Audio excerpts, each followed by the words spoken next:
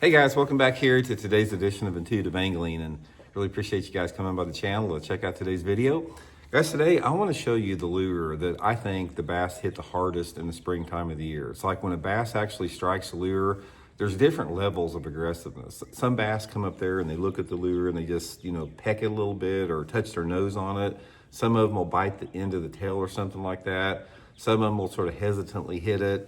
And others, like the one I'm going to show you today, they come up and try to kill it, like they're trying to actually kill a live thing in the water. And I've got a bait here I want to show you what they do in the springtime with and give you guys some tips and advice on how to fish it.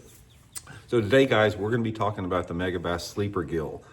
This bait right here, it's a bluegill imitator. It's a little swim bait that you fish, not like a swim bait. I'm going to explain to you how you fish it. Guys, I have never seen in my entire life bass attack a lure like they do this sleeper gill. They hit it just like a little live bluegill. I'll put this in my tackle warehouse link in the description of the video, the sleeper gill link, if you guys like to order a couple. They got a bunch of different good colors. They got a lot of different type of perch patterns. They've also got some shad patterns and some crazy looking color patterns, but you can check them out in my tackle warehouse link in the description. And also, guys, a real quick thank you. Big thanks for everybody that's taken time to subscribe here to Intuitive Angling. We've had some really good channel growth over the past month. Thank you very much for everybody that has subscribed and hit that subscribe button. Right now, we've only got like 30% of the people that watch the videos are actually subscribers. So if you want to help the channel, hit that subscribe button, hit a like button if you like the video, send a comment. All that stuff helps push the channel out on the algorithm, so appreciate that. Okay, guys, this for a lot of you regulars to the channel, you've seen me talk about this a little bit before, but I want to give you guys some more detailed tips and advice. And if you've never seen the sleeper gill, I want to talk a little bit about it, about how to fish it and why they bite it so hard.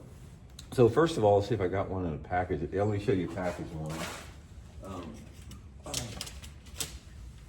Here's the package one. Here's another perch pattern you can see here. They got a lot of different, this is the pumpkin seed right here. The pumpkin seed's probably one of my favorites, but they got a bunch of other good perch patterns. So anyway, it's a keel weighted swim bait. There's a lead weight on the bottom here, stands up on the bottom just like that. You've got a nice, about a 3/0 stiff hook buried into the dorsal fin here. And actually I've trimmed this dorsal fin back a little bit. It's actually about 1/8 of an inch higher from the factory, but I like to trim it back a little bit to get it out of the way of the hook point. And then also I bent this hook out a little bit with a pair of pliers, just like a 1/16 of an inch. Seems like it gives it a little bit better gap. But the sleeper tail, guys, it's got a really wide waggling tail. When this thing comes through the water, that tail is just going crazy like this. And it comes across the water just like a live perch like that. So let's talk a little bit about what you want to do with it in the springtime and how you want to fish it. Now, most people equate a swim bait with something you throw out there and just reel, through the middle part of the water column, or maybe fish a little bit deeper. When you are thinking about the sleeper gill, you want to pretend this bait is just a spinner bait or a chatter bait or a crankbait. It's a target bait. I don't fish it like a swim bait. I don't fish it just out off points or in open water like a lot of people do swim baits. I throw the sleeper gill, guys, next to targets in the water, like ambush targets. And the technique that I have done best on this thing, let me just lay out the scenario here and I'll give you sort of like the perfect deal. Number one, you need the lake to have probably a minimum of about 1.5 feet of visibility, and it can be as clear as you want, but about a minimum of 1.5 feet. Ideally, from what I have seen in my own fishing, I really like water visibility to be about 3 or 4 foot for the perfect scenario for this thing.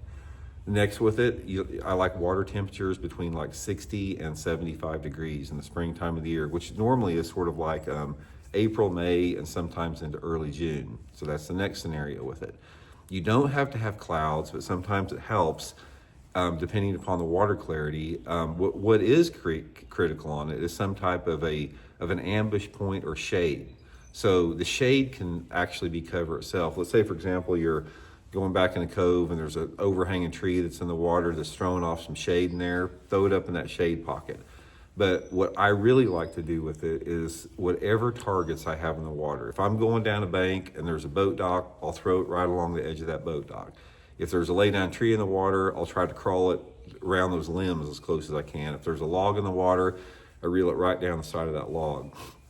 If there's some type of a grass bed, I try to get it as close as I can to the edge of that grass bed. And I like to keep it in sight. This is the key for them to really smash this lure.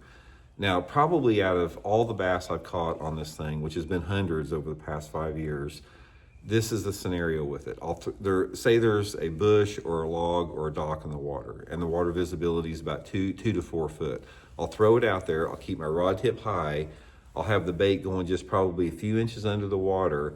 And guys, they will come out of that target or whatever it is, and they will freaking try to kill this thing. They hit it at 100 miles an hour.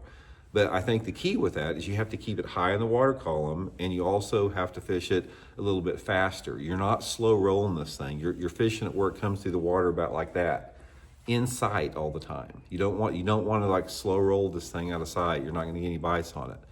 So most of the time I use that 7 foot 2 inch Megabass Perfect pitch rod. I'm usually using 15 to 17 pound test Seaguar and Vizex fluorocarbon, sometimes 20. But let me give you one killer tip with the work right now. See this thing, how flat it is? It's like a flat rock.